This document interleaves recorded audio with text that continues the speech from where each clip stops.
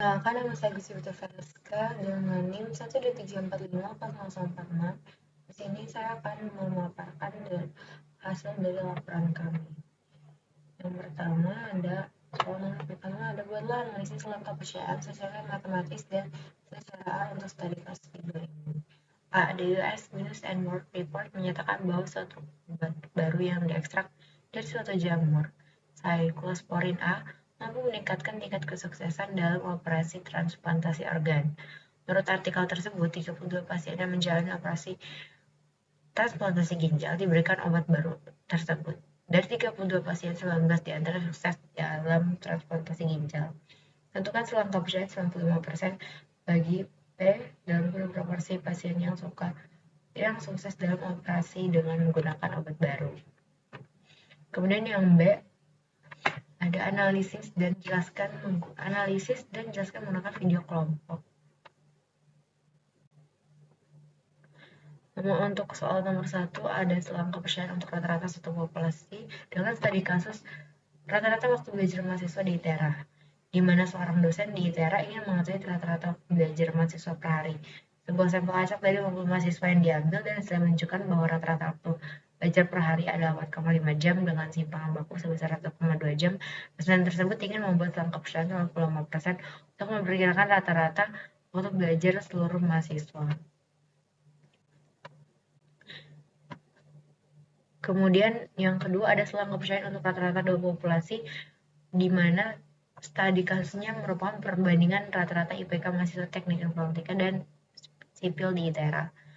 Di sini ada seorang peneliti di ITERA ingin membandingkan rata-rata indeks prestasi kumulatif mahasiswa teknik informatika dan teknik sipil sebuah sampel acak dari 40 mahasiswa teknik informatika menghasilkan rata-rata IPK sebesar 3,2 dan dengan simpangan baku 0,4, sementara sampel acak dari 35 mahasiswa teknik sipil menghasilkan rata-rata IPK sebesar 3.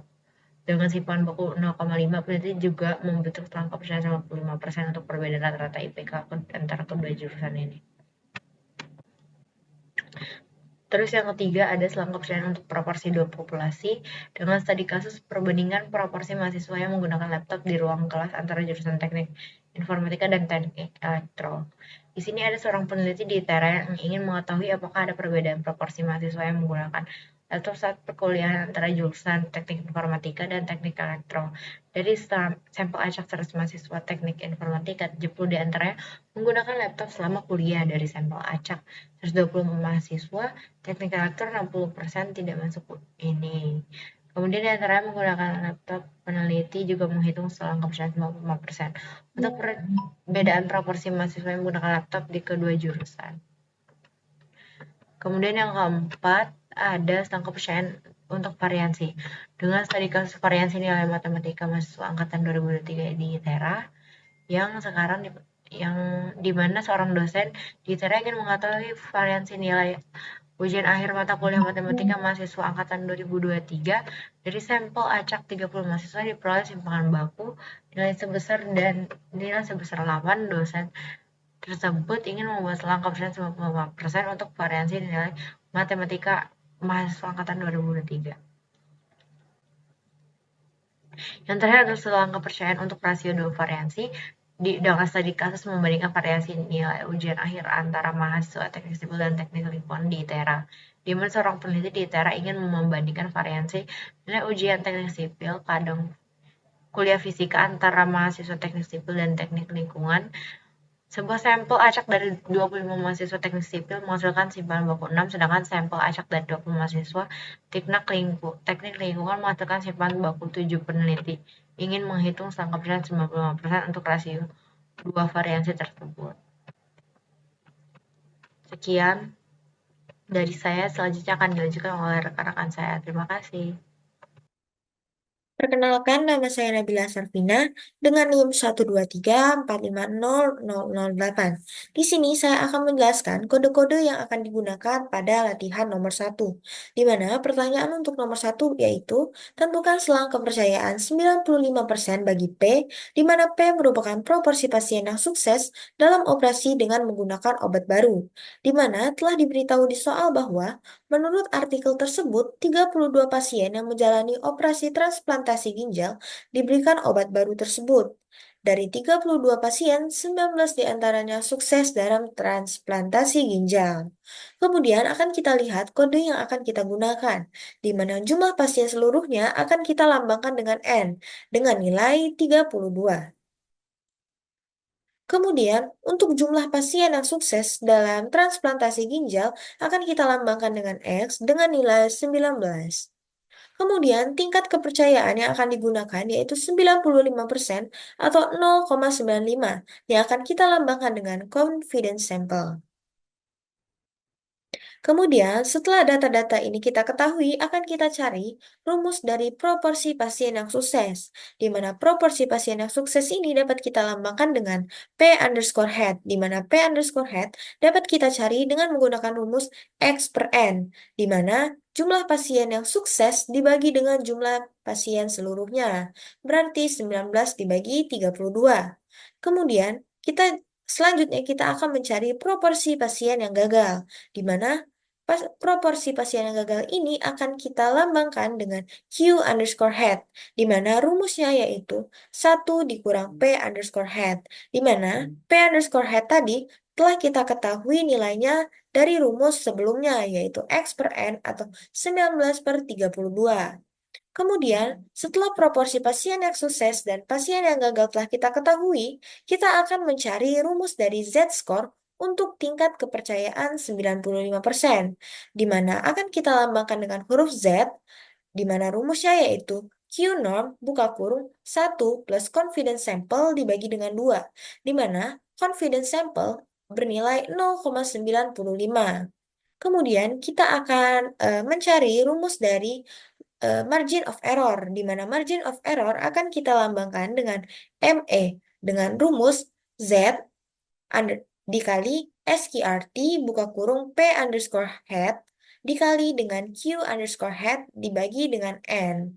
Kemudian, setelah margin of error telah kita dapatkan, dapat kita cari batas atas dan batas bawah dalam selang kepercayaan ini, di mana batas bawah dapat dicari dengan rumus P underscore head dikurang dengan margin of error, atau proporsi pasien yang sukses dikurang dengan margin of error.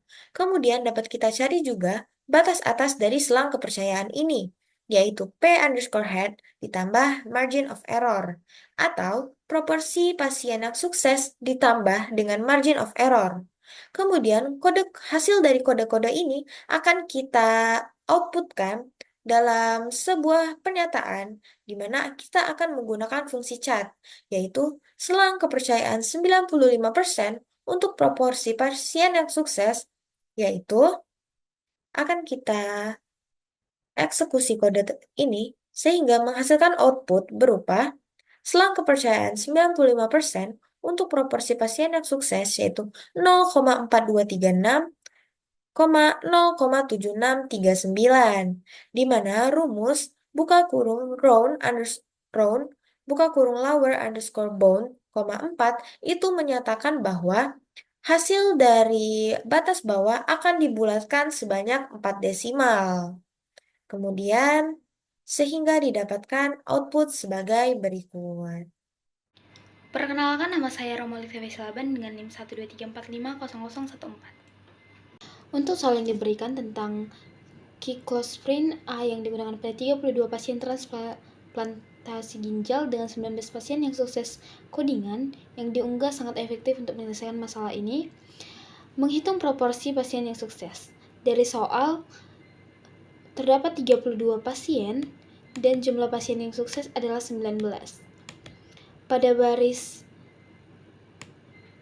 pihak di mana X per N ini adalah kodingan yang menghitung proporsi pasien yang sukses, di mana X adalah jumlah pasien yang sukses, yaitu 19, dan N ini adalah total pasien, yaitu 32. Kenapa sih efektif? Rumus yang digunakan sangat sederhana dan langsung menghitung proporsi dari jumlah yang berhasil dibandingkan dengan jumlah total pasien. Output ini penting karena proporsi kesuksesan adalah inti dari perhitungan selanjutnya, margin of error dan selang kepercayaannya. Kemudian, G-score untuk tingkat kepercayaan. Diminta untuk menghitung selang kepercayaan yaitu 95%. Skor dihitung menggunakan fungsi keynorm di 1 dikurang 1 ditambah confidence sample per 2. Z-score dihitung menggunakan fungsi keynorm yang mengambil argumen probabilitas dan mengembalikan nilai Z untuk distribusi normal standar. Untuk tingkat kepercayaan 95% Z-score yang dihasilkan itu sekitar 1,96.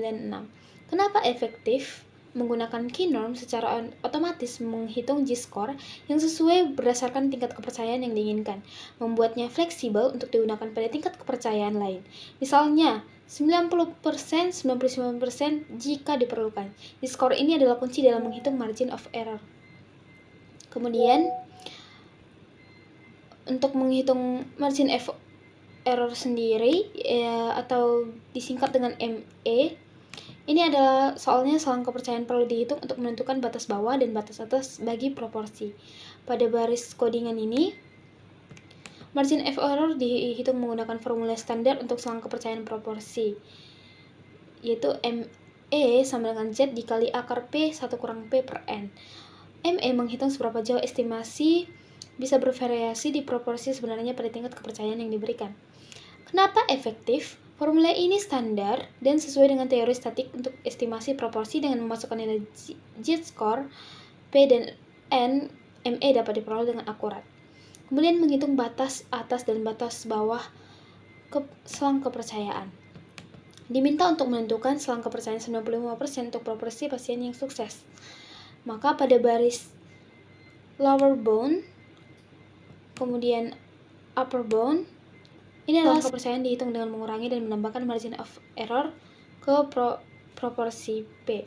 Kenapa efektif? Metode ini langsung dan mudah dipahami dengan menghitung batas bawah dan atas. Kita mendapatkan rentang di mana proporsi sebenarnya dari kesuksesan pasien akan berada dengan tingkat kepercayaan 95%.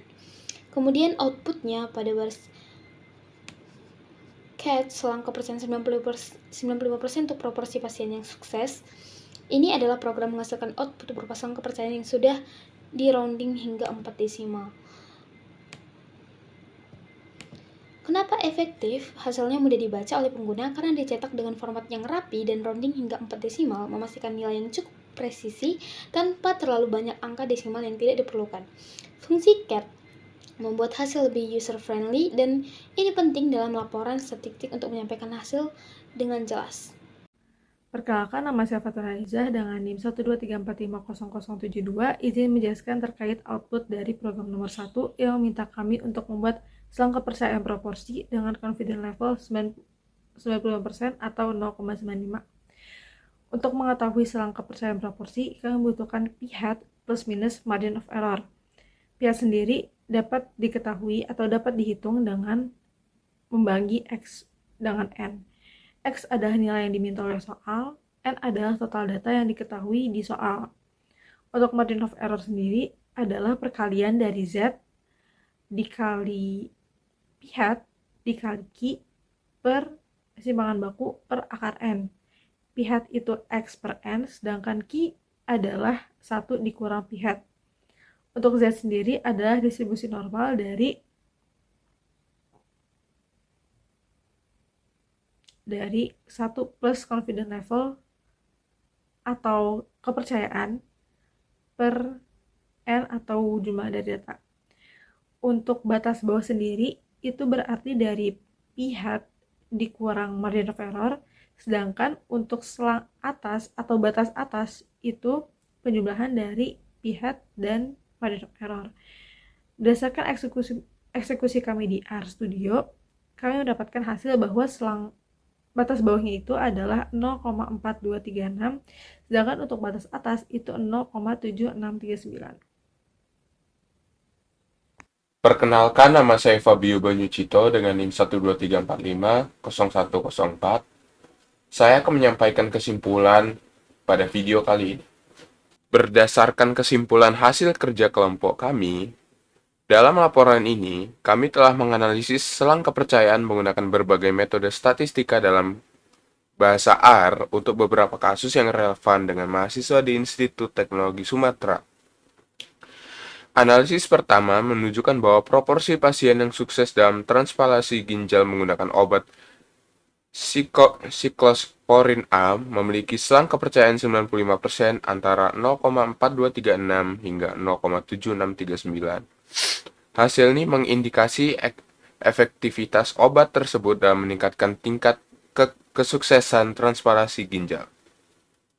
Selanjutnya, kami menganalisis rata-rata waktu belajar mahasiswa di ITERA pada soal nomor 2 yang telah kami buat sendiri kasusnya, yang menghasilkan serang kepercayaan 95% antara 4,16 hingga 4,84 jam. Ini menunjukkan bahwa rata-rata waktu belajar mahasiswa dapat diestimasi dengan cukup akurat berdasarkan sampel yang diambil. Kami juga membandingkan rata-rata indeks prestasi kumulatif IPK, mahasiswa teknik informatika, dan teknik sipil yang menghasilkan selang kepercayaan 95% antara minus 0,01 hingga 0,41. Rentang ini menunjukkan bahwa tidak ada perbedaan yang signifikan secara statistik antara kedua jurusan, mengindikasikan bahwa IPK mahasiswa di kedua jurusan tersebut cenderung serupa. Lalu, untuk analisis proporsi mahasiswa yang menggunakan laptop, kami menemukan selang kepercayaan 95% yang juga berkisar antara minus 0,01 hingga 0,41, menandakan bahwa proporsi penggunaan laptop tidak menunjukkan perbedaan yang signifikan antara mahasiswa teknik informatika dan elektro. Dalam hal variansi, kami menghitung selang kepercayaan untuk variansi nilai matematika mahasiswa angkatan 2023 yang berada pada rentang 0,3 hingga 1,8 menunjukkan bahwa variansi nilai ujian di populasi dapat diperkirakan dengan cukup akurat. Terakhir, kami membandingkan rasio variansi nilai antara mahasiswa sipil dan lingkungan yang juga menunjukkan rentang 0,3 hingga 1,8, memberikan gambaran yang jelas mengenai perbandingan variansi antara kedua kelompok mahasiswa. Secara keseluruhan, hasil-hasil ini menunjukkan bagaimana penggunaan selang kepercayaan dalam analisis data dapat memberikan wawasan dan pengambilan keputusan di lingkungan akademik. Oleh karena itu, dengan kesimpulan ini, diharapkan video kelompok kami dapat lebih jelas dalam menyampaikan hasil analisis, source code, output, dan relevansi studi kasus yang diangkat berdasarkan pilihan kami. Untuk itu, kami undur diri. Terima kasih. Wassalamualaikum warahmatullahi wabarakatuh.